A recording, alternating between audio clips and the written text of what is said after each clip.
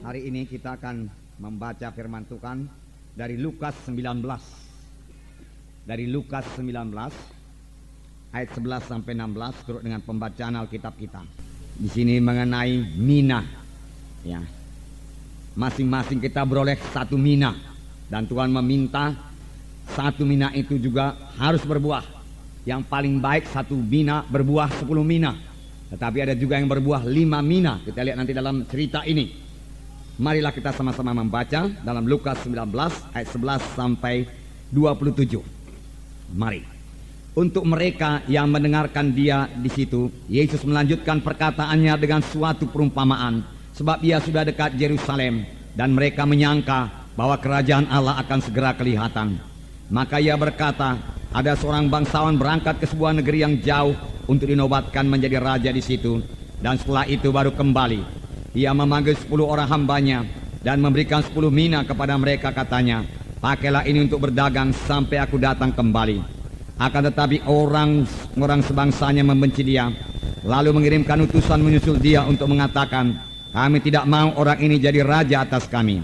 Dan terjadilah ketika ia kembali, setelah ia dinobatkan menjadi raja, ia menyuruh memanggil hamba-hambanya yang memang telah diberikannya uang itu untuk mengetahui berapa hasil dagang mereka masing-masing. Orang yang pertama datang dan berkata, Tuan, mina Tuan yang satu itu telah menghasilkan 10 mina. Katanya kepada orang itu, baik sekali perbuatanmu itu, hai hamba yang baik. Engkau telah setia dalam perkara kecil, karena itu terimalah kekuasaan atas 10 kota. Datanglah yang kedua dan berkata, Tuan, mina Tuan telah menghasilkan 5 mina. Katanya kepada orang itu, dan engkau kuasailah 5 kota. Dan hamba yang ketiga datang dan berkata, Tuan, inilah mina Tuan, aku telah menyimpannya dalam sabut tangan, sebab aku takut akan Tuan, karena Tuan adalah manusia yang keras. Tuan mengambil apa yang tidak pernah Tuan taruh, dan Tuan menuai apa yang tidak Tuan tabur. Katanya kepada orang itu, hai hamba yang jahat, aku akan menghakimi engkau menurut perkataanmu sendiri. Engkau sudah tahu bahwa aku adalah orang yang keras, yang mengambil apa yang tidak pernah aku taruh, dan menuai apa yang tidak aku tabur.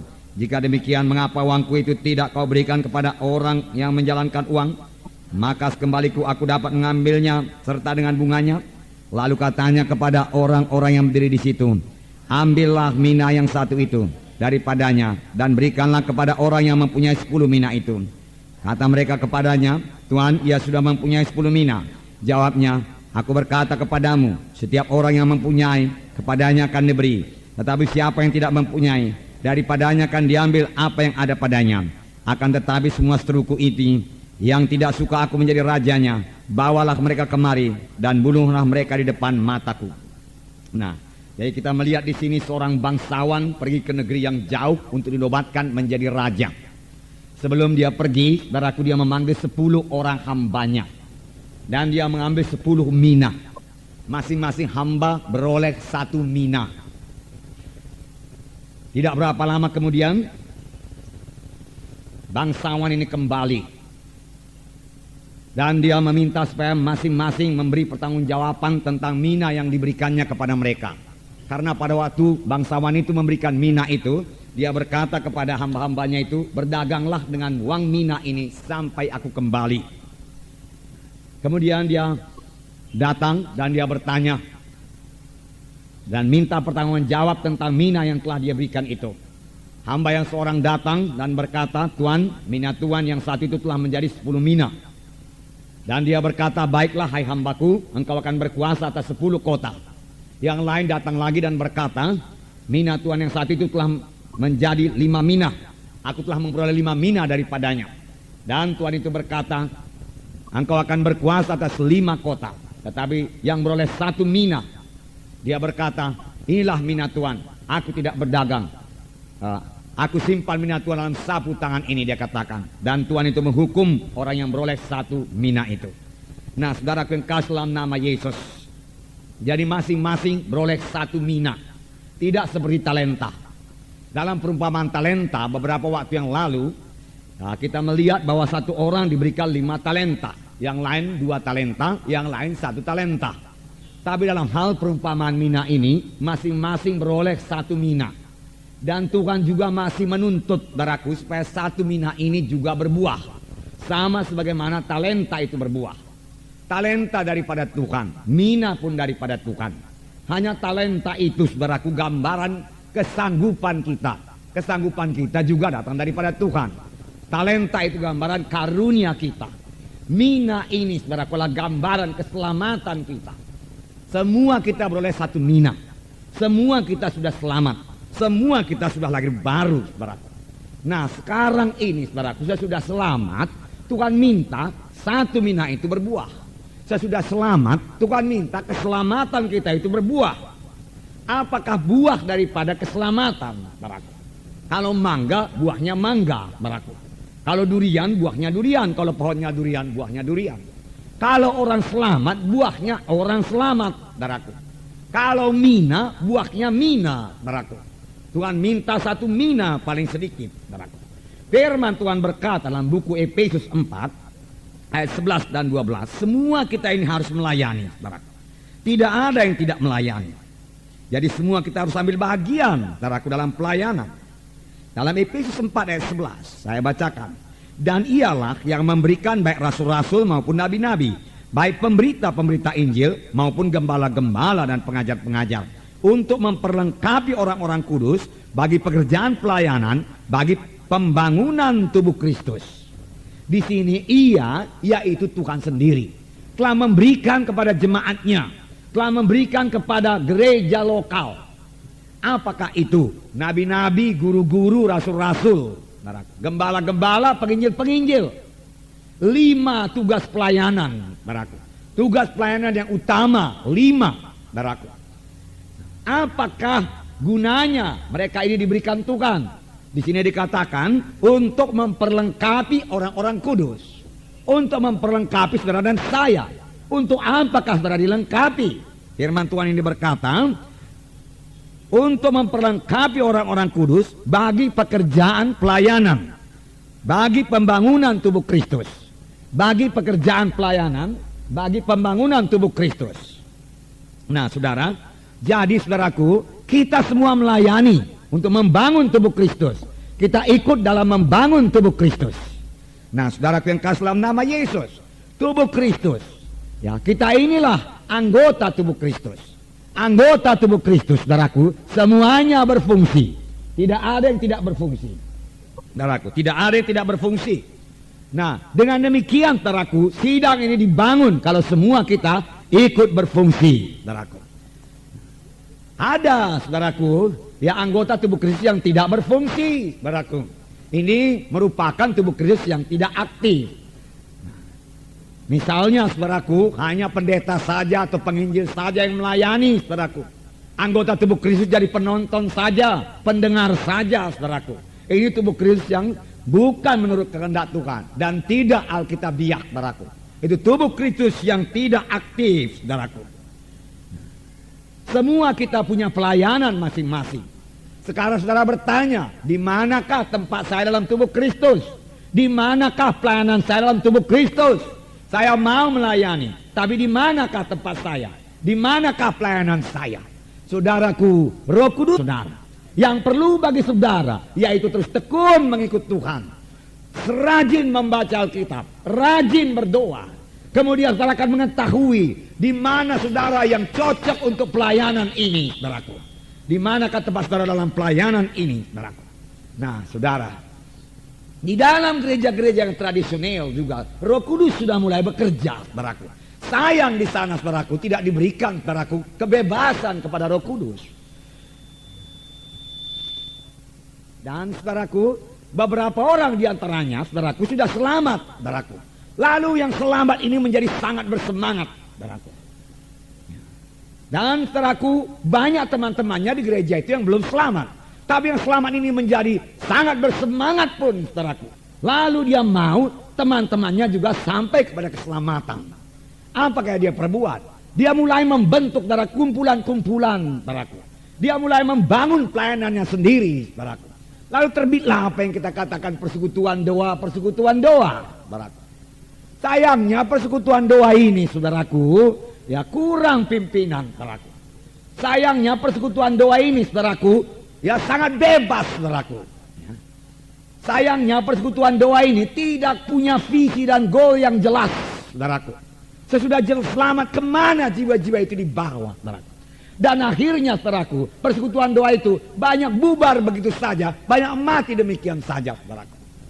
Ya, saudaraku, sedikit banyaknya, saudaraku, kita sudah mengalami, kamilah saya katakan sudah mengalami persekutuan doa yang interdenominasi itu, saudaraku. Ya, saudaraku, tidak salah kepada orang yang bersemangat itu, tapi dia kurang mengerti pimpinan Tuhan, mengerti jalan Tuhan, saudaraku, pada akhir zaman ini. Pada akhir zaman ini, saudaraku, Tuhan bekerja melalui gereja lokal, saudaraku. Tuhan bekerja melalui satu tim ministry, saudaraku. Yaitu melalui guru-guru, nabi-nabi, gembala-gembala, rasul-rasul, pengajar-pengajar, saudaraku, penginjil-penginjil, saudaraku. Di dalam satu gereja lokal, saudaraku. Syukur kepada Tuhan, Tuhan telah memimpin kita membangun satu gereja lokal seperti ini, saudaraku. Biarlah kita terus, saudaraku, aktif sebagai anggota tubuh Kristus. Karena dalam gereja lokal seperti ini, masing-masing kita bisa berbuah, saudaraku. Mina yang kita punya itu, saudaraku, bisa berbuah, saudaraku. Dan kita sampai kepada kehendak Tuhan, saudaraku. Nah, saudara yang kekasih dalam nama Yesus, kita melihat sekarang Tuhan sudah memberkati sedang kita ini. Tiap-tiap minggu kita melihat, saudaraku, lebih kurang 150 jiwa-jiwa baru. Puji Tuhan, kita bersyukur kepada Tuhan buat 150 jiwa baru ini, saudaraku. Haleluya, sungguh luar biasa itu, saudaraku. Sebab bertumbuhnya jiwa-jiwa ini menjadi 150 tiap-tiap minggu bukan secara tiba-tiba, saudaraku. Bukan secara tiba-tiba kita berdoa lalu 150 jiwa-jiwa datang tiap-tiap minggu untuk diselamatkan. Tidak, saudaraku. Itu dimulai daripada satu jiwa tiap minggu. Kemudian berdoa lagi dan cari kehendak Tuhan. Tuhan memberikan satu jiwa lagi, 5 jiwa per minggu, 10 jiwa, demikian seterusnya 20, 30, 40, 50, 60, 70, 80 sampai 150. Kita sangat bersyukur, saudaraku. Tapi benarkah kita sudah sampai kepada kehendak Tuhan, saudaraku? Benarkah semuanya kita ini sudah berfungsi? Benarkah semuanya kita ini sudah menjalankan uang mina kita yang satu itu, saudaraku? Yaitu keselamatan, berbuah keselamatan, saudaraku. Saudaraku yang kekasih dalam nama Yesus. Kalau kita bandingkan dengan gereja pertama di Yerusalem, saudaraku, mereka, saudaraku, pada hari Pantekosta beroleh 3.000 orang untuk diselamatkan dan dibaptiskan sekaligus, saudaraku. Saya yakin pada hari itu mereka selamat. Pada hari itu mereka dibaptis, tidak menunggu-nunggu lagi, saudaraku. Kemudian beberapa waktu kemudian, saudaraku, mujizat Tuhan terjadi. Petrus berjalan ke pintu bait Elok dan melihat di situ, saudaraku, seorang yang tepok. Dan dia berkata, emas dan perak tidak ada padaku, tapi apa yang ada padaku kuberikan padamu. Dalam nama Yesus orang Nazaret, bangkit dan berjalan. Orang itu bangkit dan berjalan. Mujizat Tuhan terjadi dan 5.000 orang bertobat. Segera anggota menjadi 8.000. Nah, saudaraku yang kasih dalam nama Yesus, saya yakin, saudaraku, Tuhan menghendaki kita ini, saudaraku, menjadi terang di kota Medan ini. Saya yakin Tuhan menghendaki lebih 150 jiwa tiap-tiap minggu. Lebih 200 jiwa tiap-tiap minggu. Apalagi pada akhir zaman ini, saudaraku. Yesus akan segera datang, saudaraku.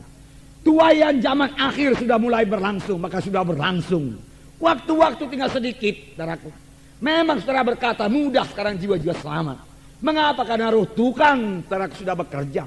Tuhan sudah memberkati sidang kita ini, saudaraku. Saudara, Tuhan mau memakai sidang ini untuk membawa jiwa-jiwa kepada maksud Tuhan. Mulai daripada keselamatan, saudaraku, dan sampai kepada panggilan Tuhan, saudaraku. Saudara, kita bersyukur kepada Tuhan buat anugerah Tuhan ini. Memang tidak semua gereja seperti ini, saudaraku. Rata-rata tamu-tamu kita dari luar negeri heran, bahkan memuji Tuhan, bersyukur kepada Tuhan. Imannya dikuatkan, melihat bagaimana Tuhan bekerja di sini, saudaraku. Biarlah kita sangat menghargakan hadirat Tuhan yang ada di sini, saudaraku. Sekaligus, saudaraku, ini membawa kita lebih rendah hati lagi di hadapan Tuhan. Karena ini bukan karena kepandaian kita, kepintaran kita, saudaraku. Tetapi saya yakin Tuhan memberkati kita karena kesetiaan kita, saudaraku. Saudara setia melayani, setia berdoa, mengasihi Tuhan, mengasihi jiwa-jiwa. Lalu Tuhan memberikan jiwa-jiwa tiap-tiap minggu. Biarlah itu bertambah-tambah terus, saudaraku. Saudaraku yang kasih dalam nama Yesus. Oleh sebab itu, saudaraku, walaupun saudara belum mengetahui dengan pasti apakah panggilan saudara nabi atau guru, penginjil, gembala, atau lain sebagainya, ataupun karunia-karunia apa yang saudara miliki, Sebab ada 9 karunia, saudaraku. Karunia menyembuhkan, karunia bernubuat, karunia mengartikan mana lidah, saudaraku, karunia perkata hikmat, makrifat, dan lain sebagainya. Saudara belum mengetahui dengan pasti. Tapi satu perkara yang pasti, saudaraku.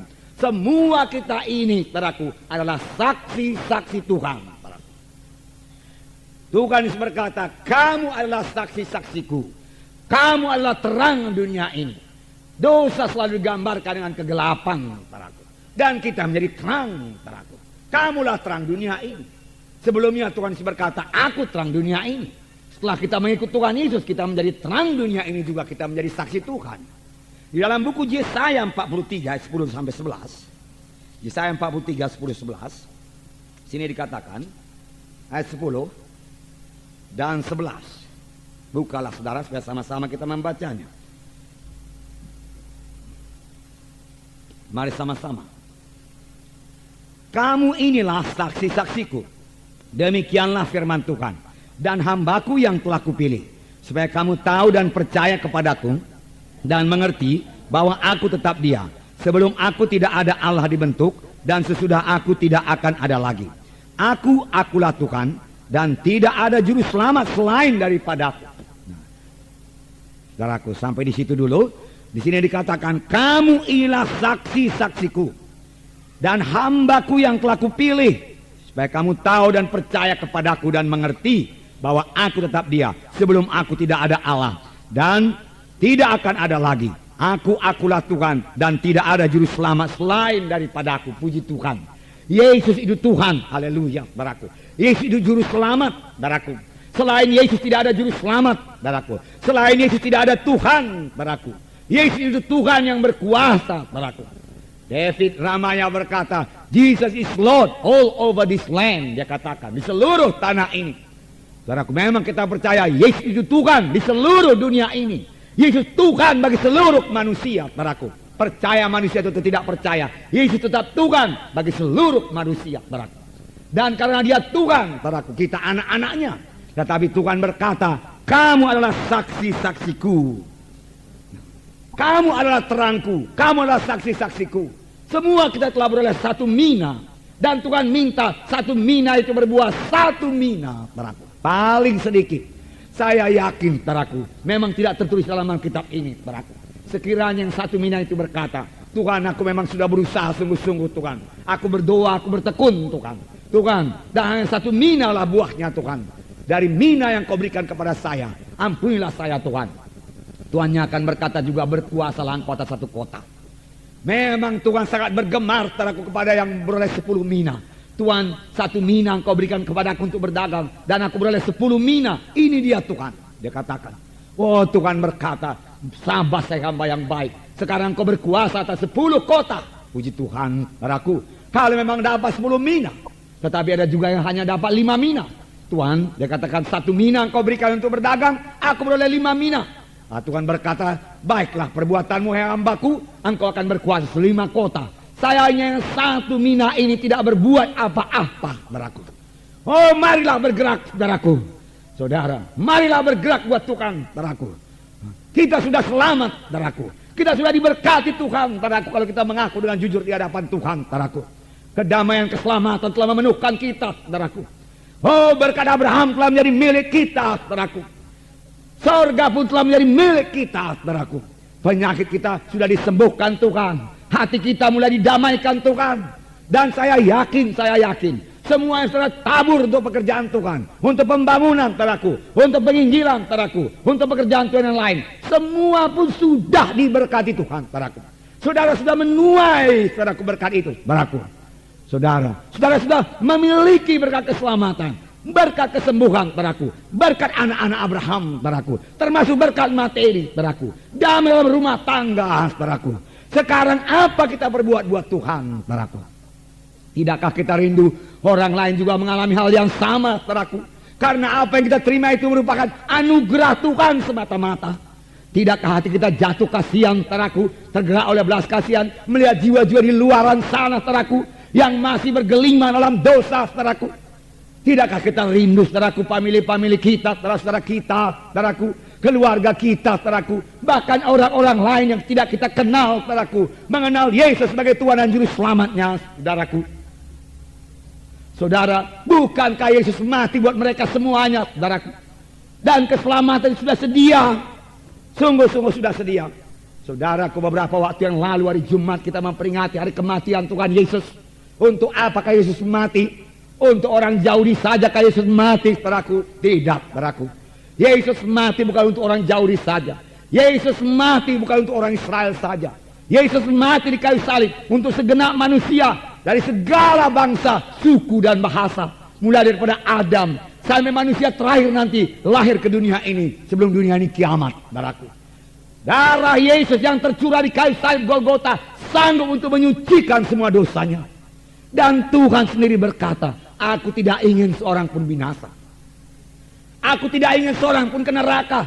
Tetapi aku mau supaya semuanya sampai kepada pertobatan. Supaya sampai kepada pertobatan. Saudara yang kasih dalam nama Yesus. Bagaimanakah jalannya saudara supaya mereka bertobat? Tuhan Yesus sudah di sorga. Dahulu waktu Tuhan Yesus di bumi ini, Dia yang mengabarkan Injil. Dia yang berjalan ke sana kemari, saudaraku. Dia kabarkan Injil dari kota ke kota. Firman Tuhan berkata, Yesus berjalan mengelilingi segala kota dan desa dan memberitakan Injil di mana-mana dan menyembuhkan orang sakit, melepaskan orang terikat, memberi penglihatan pada orang buta, orang tembok berjalan dan lain sebagainya. Itulah pelayanan Tuhan Yesus. Sekarang Tuhan Yesus sudah di sorga. Siapakah yang dipakai Tuhan? Tidak lain, saudaraku, daripada anggota tubuhnya juga untuk melayani, saudaraku. Tidak lain daripada saudara dan saya. Saya dipakai Tuhan, saudara dipakai Tuhan, saudaraku, untuk mengabarkan Injil kasih karunia Tuhan ini, saudaraku. Saudaraku yang kekasih dalam nama Yesus. Sebab semuanya kita harus berbuah, saudaraku. Ya, kita rindu mereka selamat, saudaraku. Nah, sekarang bagaimana? Keselamatan memang sudah sedia, saudaraku. Cukup bagi mereka. Bagaimanapun besarnya dosa bisa dibasuh oleh darah Yesus. Tapi Roma 10 berkata, mereka belum bisa selamat sebelum mereka percaya. Bagaimanakah mereka percaya kalau tidak ada yang memberitakan? Bagaimanakah memberitakan kalau tidak ada yang disuruh? Saya bacakan kepada saudara Roma 10 mulai ayat 9. Sebab jika kamu mengaku dengan mulutmu bahwa Yesus adalah Tuhan dan percaya dalam hatimu bahwa Allah telah membagikan Dia dari antara orang mati, maka kamu akan diselamatkan.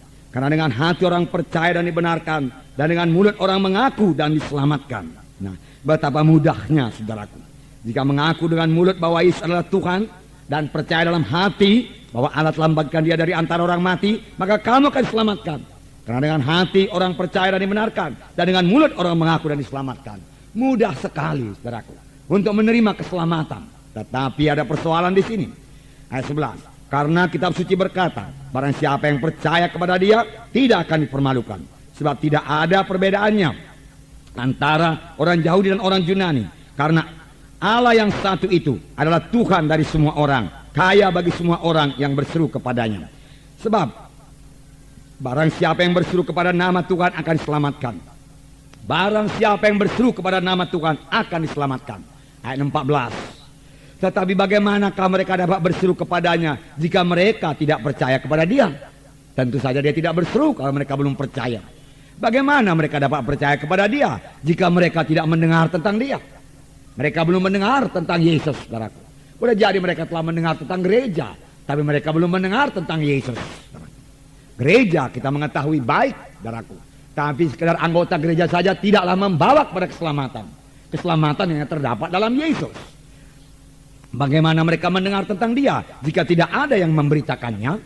Dan bagaimana mereka dapat memberitakan jika mereka tidak diutus? Seperti ada tertulis, betapa indahnya kedatangan mereka yang membawa kabar baik. Nah, puji Tuhan, saudaraku. Ya.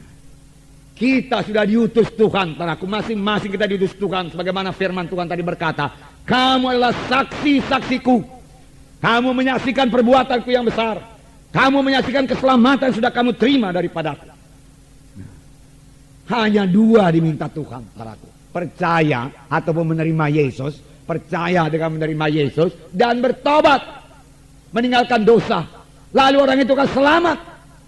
Alangkah mudahnya, saudaraku, alangkah mudahnya. Nah, saudaraku yang kasih dalam nama Yesus.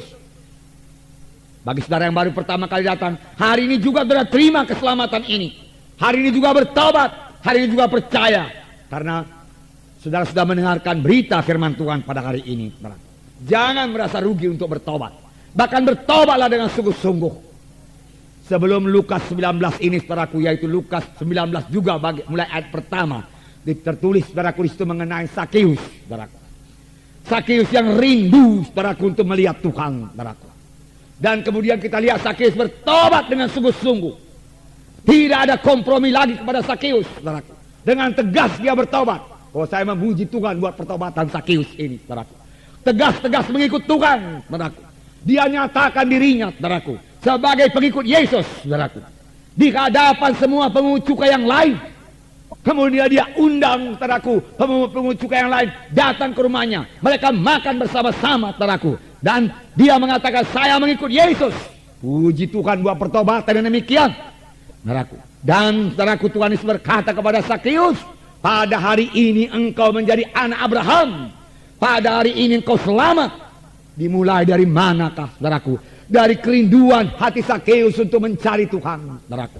Di luaran sana, saudaraku, banyak orang rindu, haus jiwanya untuk keselamatan, saudaraku. Kalau dahulu dia dapat melihat Yesus berjalan-jalan di luaran sana. Sekarang biarlah dia melihat saudara. Puji Tuhan, puji Tuhan.